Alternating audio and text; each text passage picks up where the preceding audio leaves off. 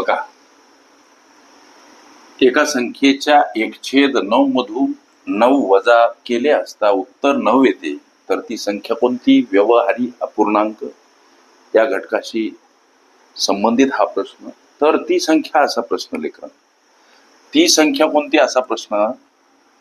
इथं ती संख्या उदाहरणार्थ x आम्ही समजायची. गणित काय म्हणते, या x समजलेल्या संख्येच्या म्हणून गुणाकाराचं चिन्ह का घ्यायचं, तर चाचीचे ही पद सोडत असताना आम्ही नित्य गुणाकार करत असतो.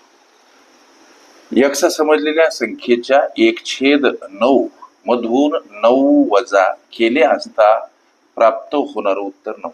अशा पद्धतीची मांडणी लेकरांनो. x एकटे नाहीत, कोणतीच संख्या कोणतंच पद हे एकटं नसते.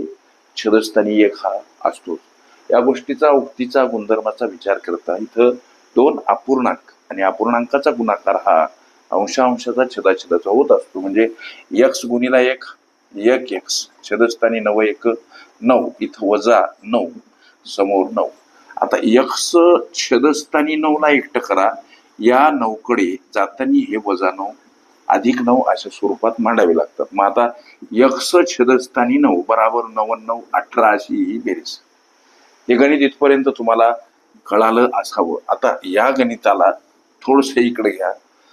x किंवा इथं जरी केलं तरी चालते. x छेदस्थानी 9 बराबर 18 याचा अर्थ x ला जर आता आम्ही एकटं करतो, तर अर्थात 18 कडे जाताना हे 9 गुणिला स्वरूपात का मांडायचे सर. संख्या परस्पर विरुद्ध बाजूने जाताना एखाद्या पदासोबत भागीला असेल गुणिला स्वरूपात मांडावी लागते. गुणिला असेल भागीला, अधिक असेल वजा, वजा असेल अधिक, अंशस्थानी असेल छेदस्थानी, छेदस्थानी असेल अंशस्थानी मांडावी लागते. आता x बराबर काय, तर हा गुणाकार 162.